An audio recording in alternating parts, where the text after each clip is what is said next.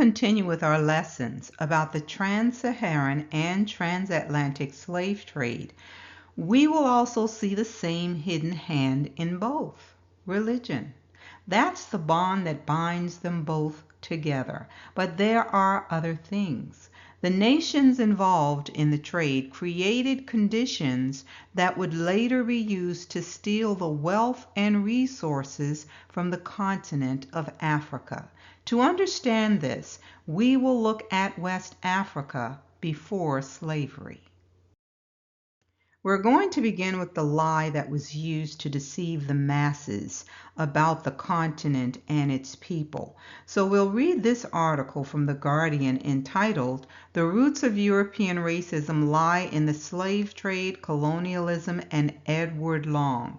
Have you heard of him? More than likely not. But he created the propaganda that said Africans are inferior, backwards, and barbaric. So let's read the article. For much of the period from the 15th century till now, during which Europeans and Africans have been connected through trade, empire, and migration, both forced and voluntary, Europe has viewed the people of Africa through the distorting veil of racism and racial theory.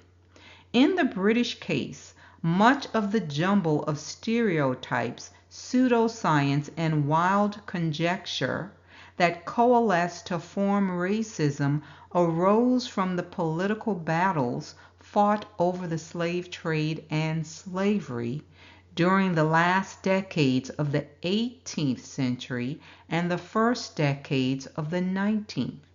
The men who set out to defend slavery assembled a vast arsenal of new claims and old theories about black people, which they then codified, refined, and disseminated through books, pamphlets, cartoons, and speeches. Continuing, it says the book that arguably did the most to disseminate racial ideas about Africans was written by a man who never set foot on African soil. Imagine that. Edward Long was a slave owner and the son of a slave owner, his family having been in Jamaica since the middle of the 17th century. His ideas about black people in Africa were widely accepted as being rigorous and scientific, although Long had no scientific training. The book that made him famous is called History of Jamaica. It was written in 1774. It was not a history book, but rather a strange hybrid, part travel guide, part discussion of Britain, colonial rule, and economics in the Caribbean, and part political score settling. But it is also the classic text of 18th century European pseudo-scientific racism. Its key sections are Long's vitriolic denouncements of Africans as irredeemably inferior and perhaps not even human. It's as though lacking any first-hand experience, he dismissed the continent as backwards, concluding that it was the source of everything that was monstrous in nature. Long's racism was flexible enough to make the transition from being a defense of slavery to a justification for colonialism. He was a vital strand in the connective tissue that links the history of slavery to that of colonialism. Echoes of Long's most venomous passages can be heard in books written by men of later generations who did venture to Africa. Their views of the African societies they encountered were contaminated by Long and other racial theorists before their ships had even landed. Of the many ideas and theories that seeped out of the debates around slavery, the one that still casts a shadow over the image of Africa is the notion that tyranny, war, and chaos are the natural condition of the continent. Long asserted that Africa was so barbaric and chaotic that Africans were better off as slaves, since slavery saved them from the worst fates that he claimed would otherwise have consumed them in their homelands. And again, I ask, why was that their business, what people were doing in their own land? But Europeans created a false narrative. They want the world to believe that they are benevolent Christians evangelizing the world, and they're helping the less fortunate. Truth be told, they are actually creating the conditions to help themselves to the wealth and riches of these other nations and making these nations welfare cases. These lies were generated by people who needed to justify theft, greed, and the trafficking of people who had homes, families, skills, and wealth. Centuries later, their lies still prevail. You can see it now in the way they behave toward the African leaders. They treat them like imbeciles with no ability whatsoever to govern their own nations. Now let's look at an excerpt from this Jim Crow museum entitled Africa Before American Slavery. The peoples of West Africa had rich and diverse histories and cultures centuries before Europeans arrived. Africans had kingdoms and city-states, each with its own language and culture. The empire of Songhai and the kingdoms of Mali, Benin, and Congo were large and powerful, with monarchs heading complex political structures governing hundreds of thousands of people. In other areas, political systems were smaller, relying on agreement between people at the village level. Art, learning, and technology flourished, and Africans were especially skilled with medicine, mathematics, and astronomy. Now, we know that this is definitely not the image that the Europeans portrayed. They made it seem like these people were savages, running around naked, jumping from tree to tree. It says, in addition to domestic goods, they made fine luxury items in bronze, ivory, gold, and terracotta for both local use and trade.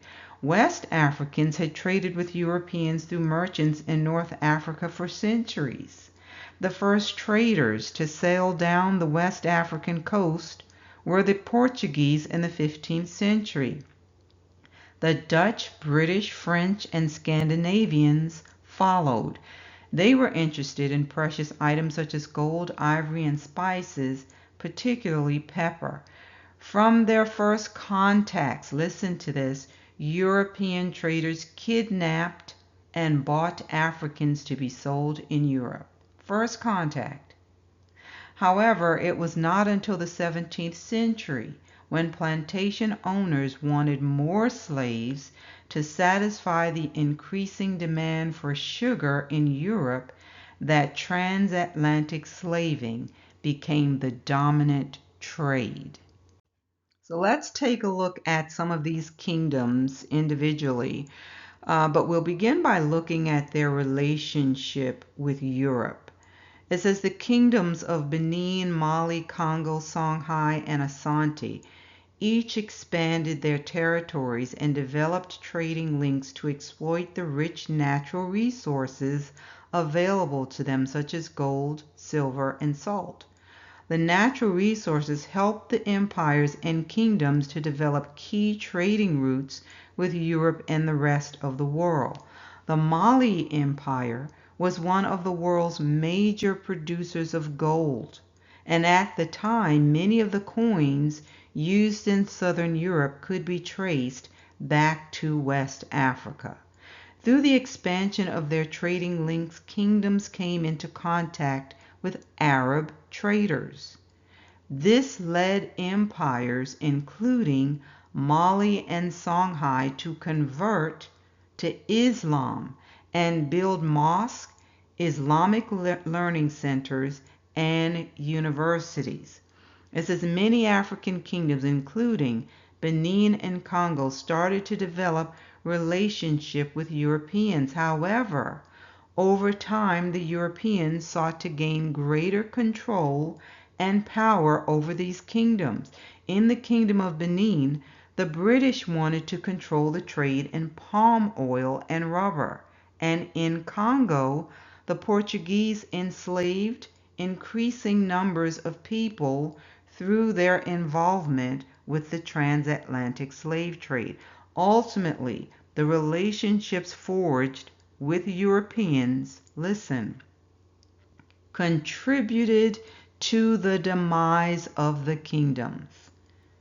The relationships forged with Europeans contributed to the demise of the kingdoms.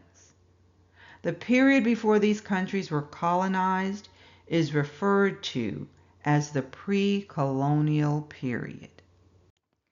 Let's look at these kingdoms separately. We'll begin with the Kingdom of Benin. The Kingdom of Benin ruled from centuries 1200 to 1897. That's quite a long time. In what is now southern Nigeria. Benin was a wealthy kingdom of around 2 million people. They followed a traditional African religion known as Edo, which many people in Nigeria still practice today. The Kingdom of Benin was led by a series of rulers known as Obas, who were very powerful and believed to be descended from the gods. The Obas ruled with strong authority. They were supported by groups of servants and noblemen who helped them maintain order and collect taxes.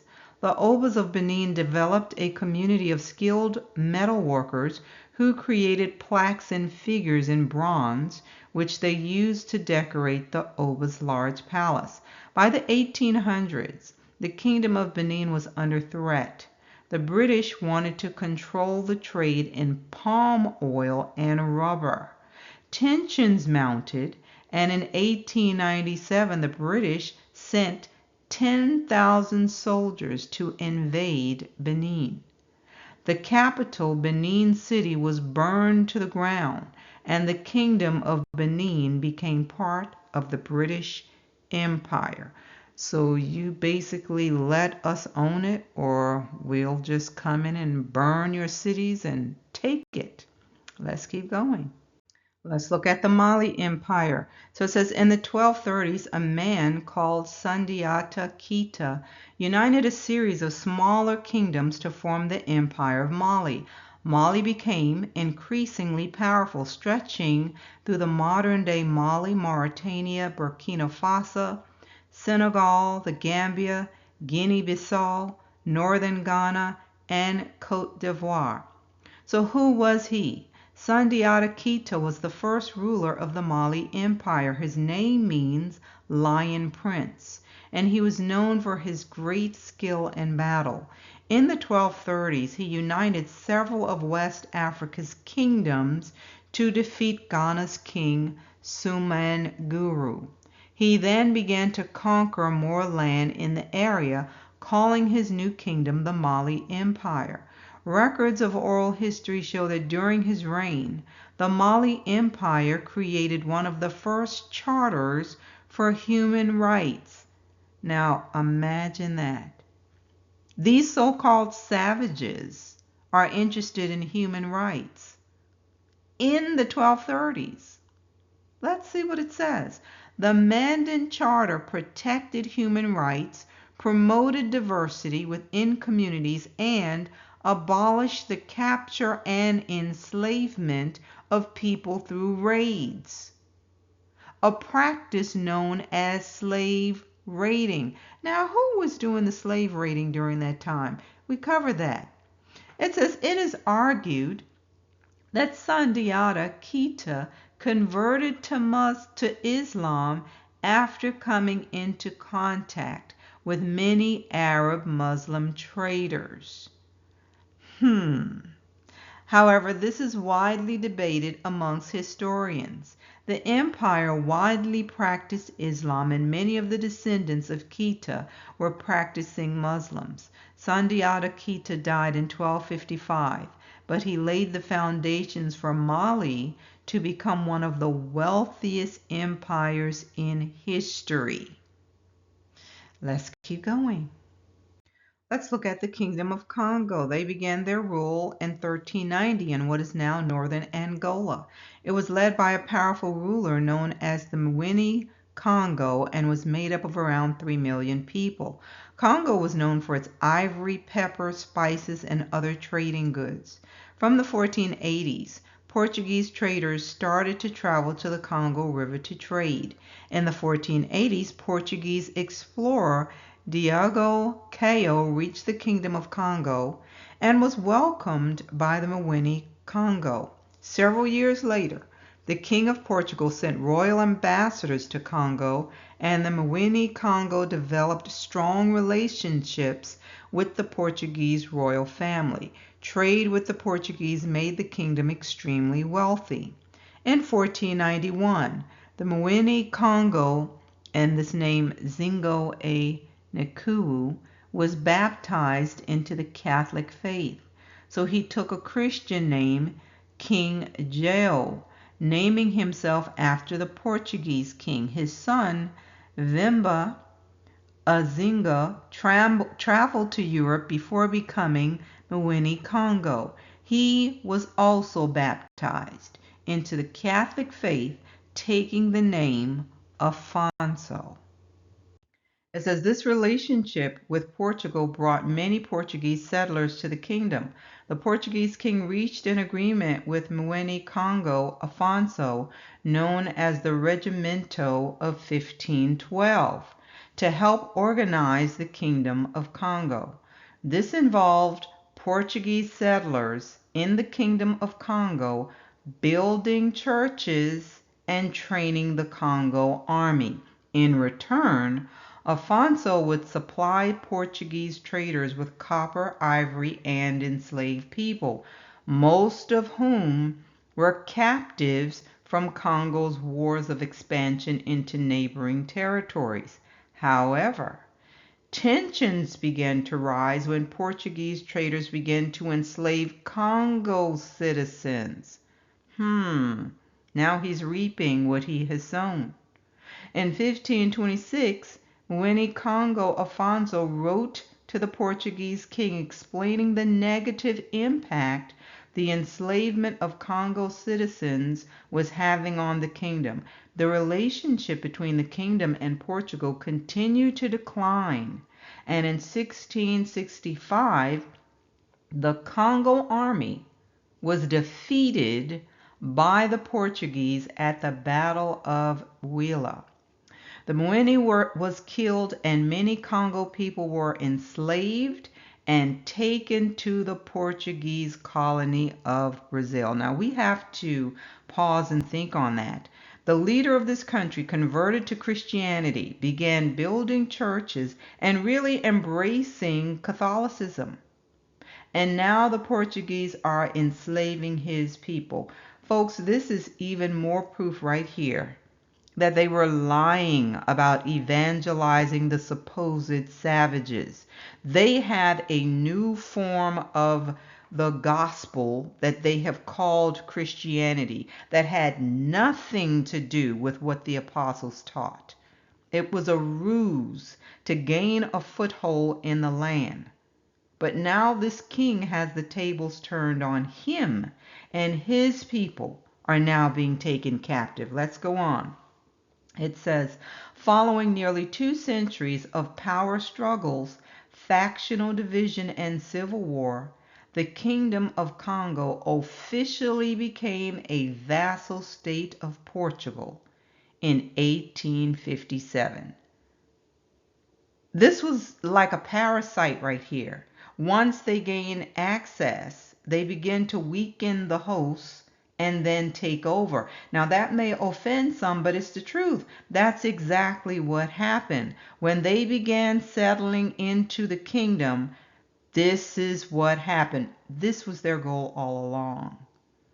So it says, this was agreed by Mwini Pedro V, who required Portuguese military assistance to secure the throne over his relatives.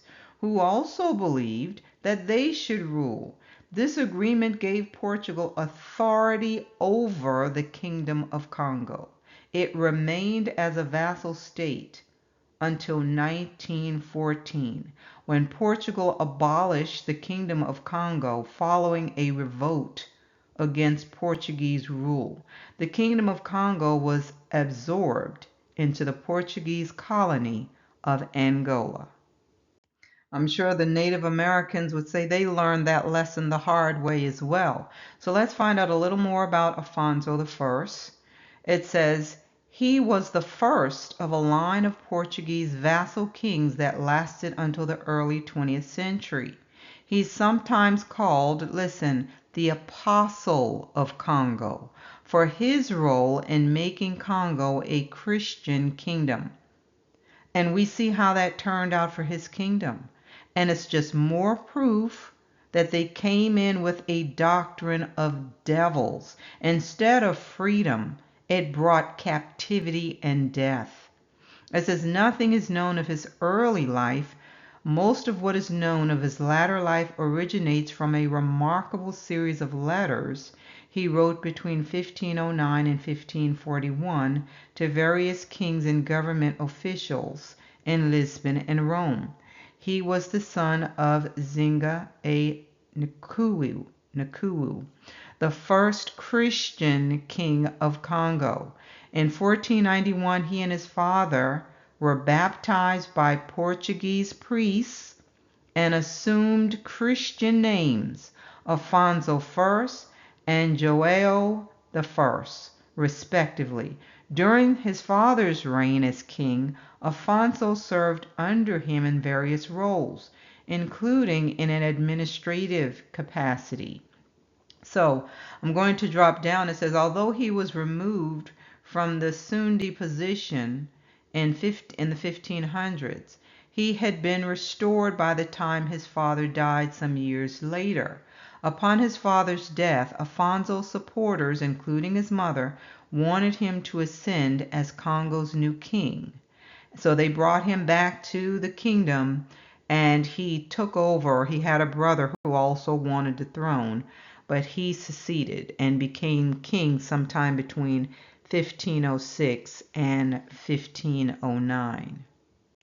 Now let's dig a little deeper into this regimento of 1512. And just so you understand what a regimento is, it's a rule or government over a person, people, or country.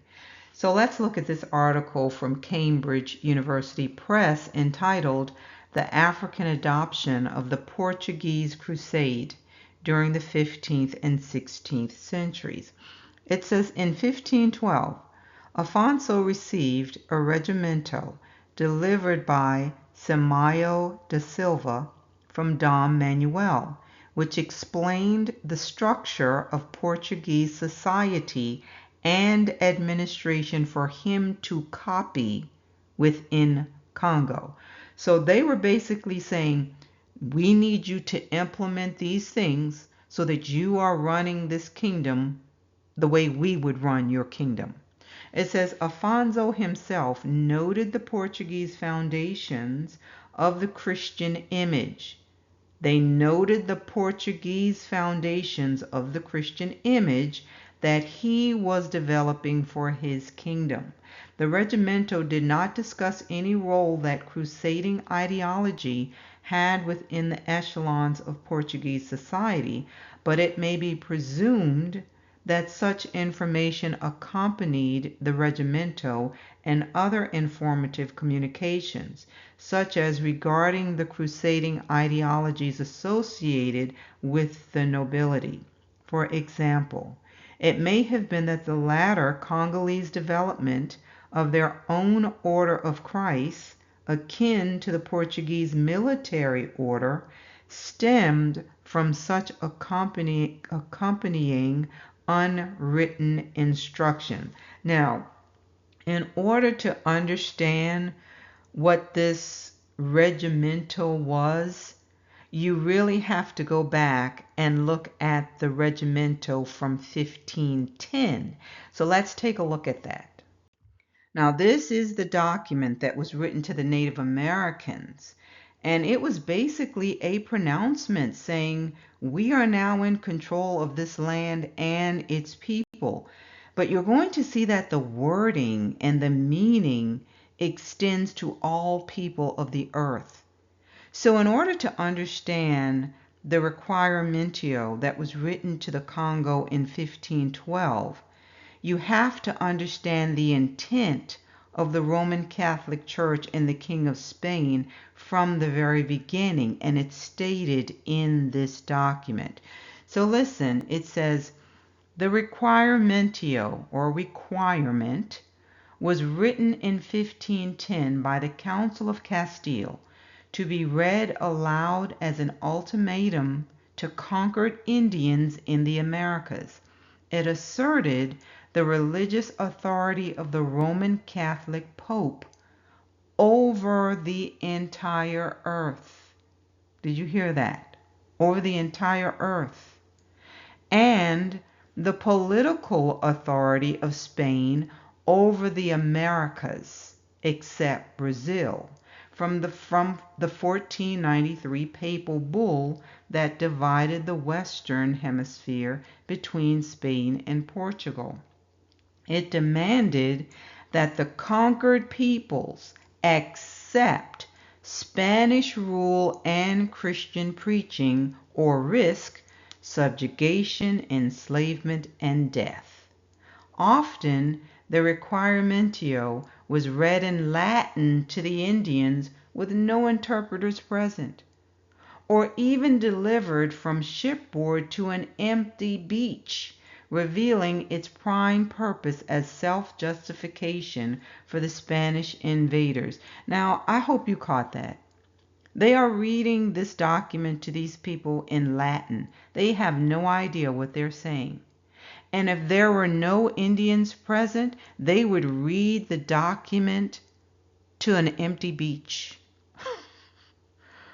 It says, on the part of the king, Don Fernando, and of Donna Juana his daughter, Queen of Castile and Leon, subduers of the barbarous nations, we their servants notify and make known to you, as best we can, that the Lord our God, living and eternal, created the heaven and the earth and one man and one woman, of whom you and we, all the men of the world, were and are descendants, and all those who came after us.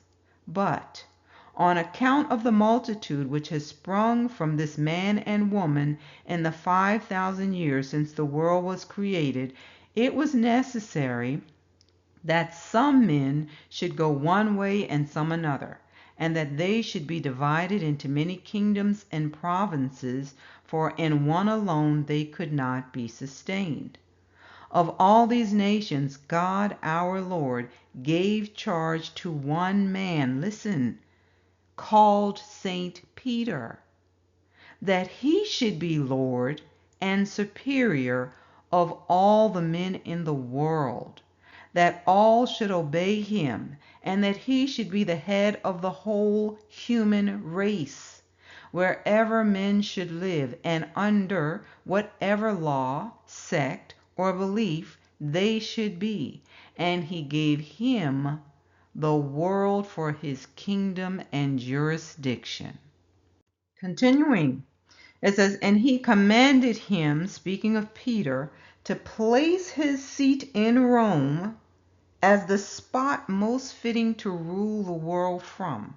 But also he permitted him to have his seat in any other part of the world, and to judge and govern all Christians, Moors, Muslims, Jews, Gentiles, and all other sects. You all, where do we find this in Scripture? And this is why we say this religion that the Roman Catholic Church created has nothing whatsoever to do with the gospel. This is a doctrine of devils. They make things up as they go to satisfy their lust and greed. It says, this man was called Pope, as if to say, admirable great Father and governor of men. The men who lived in that time obeyed that Saint Peter and took him for Lord, King, and Superior of the universe. You all. So also they have regarded the others who after him have been elected to the pontificate, and so has it been continued even till now and will continue to the end of the world. Basically saying that the papacy, the leader of the Roman Catholic Church, is now standing in this role of great father and governor of men. So it says one of these pontiffs, popes, who succeeded that St. Peter as Lord of the world in the dignity and seat which I have before mentioned, made donation of these isles and terra firma to the aforesaid king and queen and to their successors, our lords, with all that there are in these territories, as is contained in certain writings which passed upon the subject as aforesaid, which you can see if you wish. Why didn't they just give it to them? So their highnesses are kings and lords of these islands and land of terra firma by virtue of this donation.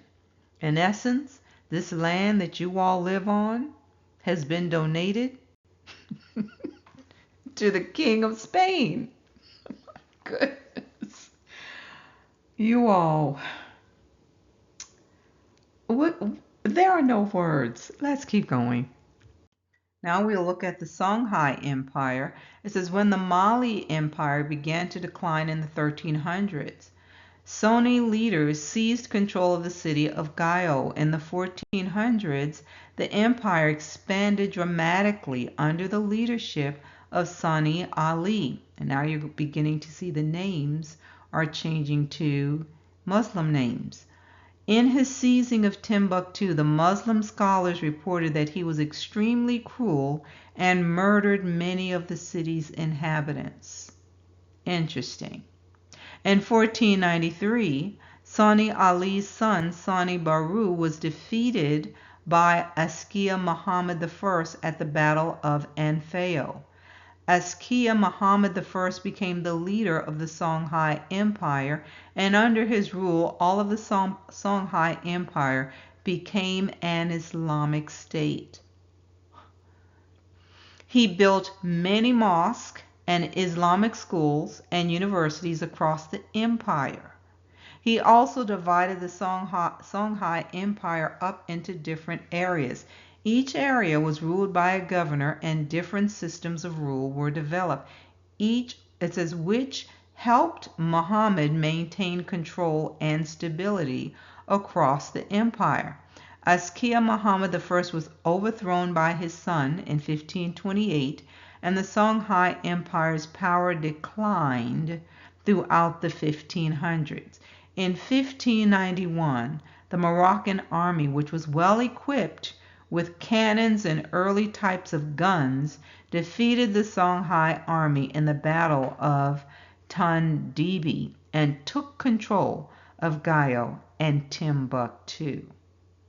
And finally, the Asante Empire. The Asante Empire, which was made up of most of present-day Ghana, was a powerful kingdom located in West Africa. The Asante Empire began in 1701 when military leader Osei Tutu defeated neighboring kingdoms and took the title Asante Hene, which means King of the Asante.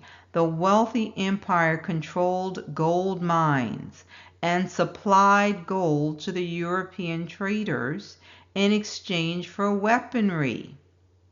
The Asante Empire also supplied enslaved people to European traders. The golden stool was a sacred object made from solid gold. It represented the Asante Hini's authority as well as being the Asante symbol of unity and good fortune.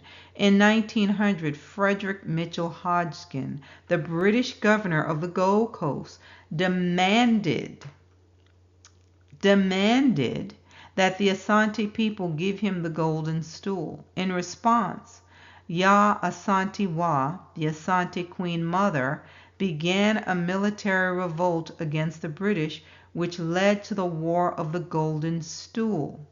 Ya Asante Wa was defeated in July 1900 and exiled to the Seychelles along with the Asante Hini and other Asante leaders. But the stool was never surrendered to the British. In 1902, the Asante Empire was incorporated, you all, into the British Empire. In 1935, partial self-determination was restored to Asante, which later became part of the independent country of Ghana in 1957. Now let's go on with the article. It says the abduction, abuse, and enslavement of Africans by Europeans for nearly 5 centuries dramatically altered the global landscape and created a legacy of suffering and bigotry that can still be seen today. After discovering lands that had been occupied, these lands were occupied by indigenous people for centuries, European powers sent ships and armed militia to exploit these new lands for wealth and profit starting in the 1400s. They sent ships and armed militia, you all. You send armed militia against those you're at war with. But this is how European nations continued to rape the continent of its precious resources. They flexed their military might. Let the fire of heaven utterly destroy that yoke. It says, in territories we now call the Americas, gold, sugar, tobacco, and extraordinary natural resources were viewed as opportunities to gain power and influence for Portugal, Spain, Great Britain, France, Italy, Germany, and Scandinavian nations. Europeans first sought to enslave the indigenous people who occupied these lands to create wealth for foreign powers, resulting in a catastrophic genocide. Disease, famine, and conflict killed millions of native people within a relatively short period of time. Determined to extract wealth from these distant lands, European powers sought labor from Africa, launching a tragic era of kidnapping, abduction, and trafficking that resulted in the enslavement of millions of African people. But I thought they came here with no skills. Why are they taking these people for labor? Let's keep going. German and Italian merchants and bankers who did not personally traffic kidnapped Africans nonetheless provided essential funding and insurance to develop the transatlantic slave trade and plantation economy. Italian merchants were essential in the effort to extend the sugar plantation system to the Atlantic islands off the coast of West Africa, like Sao Tome, and financial capital from Genoa was instrumental in expanding Portugal's ability to traffic Africans. By the 1600s, every major European power had established trading relationships with sub-Saharan Africa and was participating in the transportation of kidnapped Africans to the Americas in some way. During this time period, several thousand Africans were kidnapped and trafficked to mainland Europe and the Americas, but the volume of human trafficking soon escalated to horrific proportions. So I'm going to pivot just a bit and look at some information from America's Black Holocaust Museum, and it's entitled Enslaved Peoples in African Societies Before the Transatlantic Slave Trade. So how did slavery function in Africa before colonization? Let's look at this. As the scholar griot Rebecca Allison Schnabel, slavery existed in Africa, but was not the same type of slavery that the Europeans introduced. A slave might be enslaved in order to pay off a debt or pay for a crime. Slaves in Africa lost the protection of their family and their place in society through enslavement, but eventually they or their children might become part of their master's family and become free. This was unlike chattel slavery, in which enslaved Africans were slaves for life, as were their children and grandchildren. The systems of slavery have varied throughout history. Pre-captivity African people, like all other people across the globe, lived within class-based societies.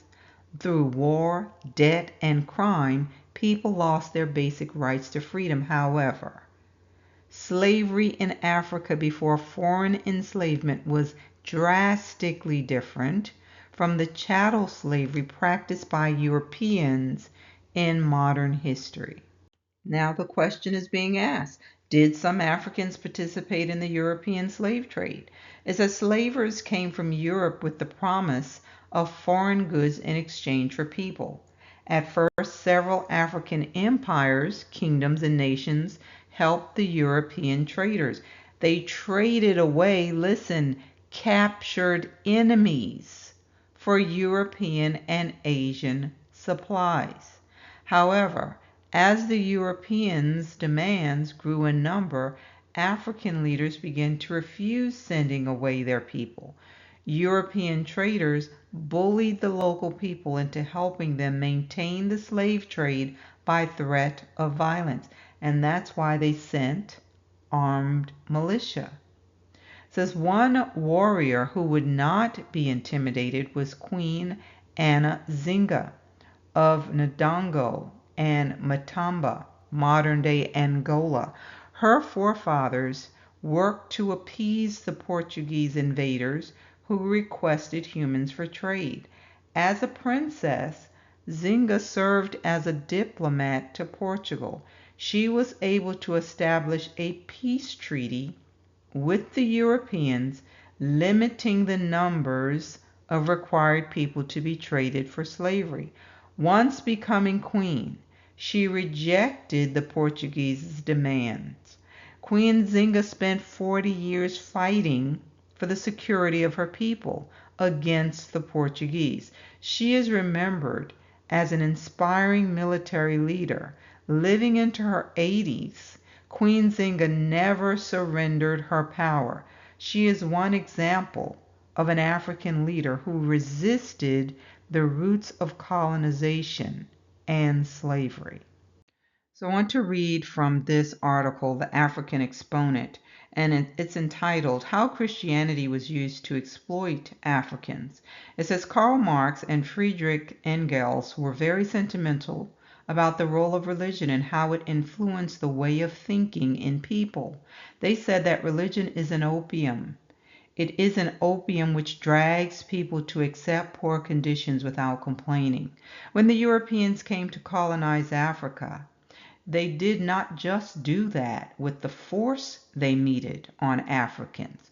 Colonization was expedited by the use of religion, and in particular Christianity. As of now, most Africans identify themselves as Christians and many as Muslims. It seems Christianity has done the most in affecting the conscience of the black person in Africa. African traditional religions have been washed away, and especially with Christianity, they are viewed as pagan and heathen in nature. I'll drop down. It says Christianity was subtly intertwined with the agenda of the West. They viewed Africans as backward, barbaric, and uncivilized.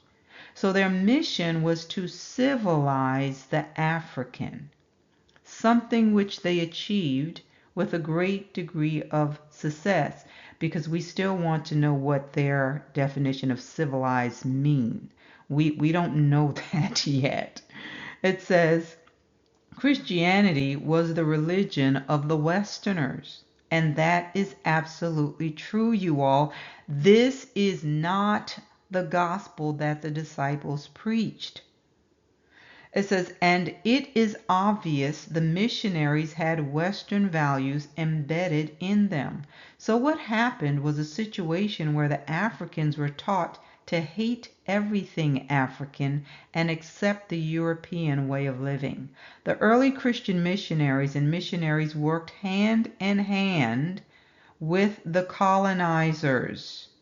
Listen, the early Christian missionaries and other missionaries worked hand in hand with the colonizers.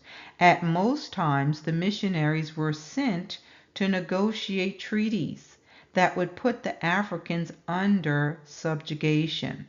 The Bible followed the gun. We should say the Bible and the Quran followed the gun. And thus, the influence of Christianity in the colonization process had a devastating effect on the Africans, and it's still happening today. Is this the way of the Most High? Just use the nation of Israel as an example. When they became a nation, the Most High blessed them and enriched them. He prospered them. How is it that Christianity came to the continent of Africa and the people became poor and impoverished? We can't leave Islam out because they did the same thing. The nations that brought these two religions to the continent became wealthy and prosperous, but the people on the continent became slaves. Something is wrong with this picture. I'm going to wrap up with this passage from Ezekiel 36, because we need to understand that yes, other people experience slavery and nations have been conquering other nations for a very long time. But the Most High says specifically that He will contend with those who contend with His people. So just know that He has kept a record of everything that went on. Let's read this from Ezekiel 36, 2 through 5. Thus says the Most High, because the enemy has said of you, Aha! The ancient heights have become our possession. Therefore prophesy and say, Thus says the Most High, because they made you desolate and swallowed you up on every side, so that you became the possession of the rest of the nations, and you are taken up by the lips of talkers and slandered by the people. Therefore, O mountains of Israel, hear the word of the Most High. Thus says the Most High to the mountains, the hills, the rivers, the valleys, the desolate wastes, and the cities that have been forsaken, which became plunder and mockery to the rest of the nations all around. Therefore, thus says the Most High, surely I have spoken in my burning jealousy against the rest of the nations and against all Edom, who gave my land to themselves. Did you catch that? He's speaking against all Edom, who gave his land to themselves as a possession, with wholehearted joy and spiteful minds, in order to plunder its open country. So again, he has kept a record. He knows. He knows, and He will repay. We can see the shift happening right now as certain African nations are coming together to stand up to the colonizing nations and expel them from their land. You have to know that our time is coming. So we're going to continue with this next time, but if this message has been a blessing to you, please remember to hit the like, share it, and you're also welcome to subscribe if you have not already done so. Be blessed, family.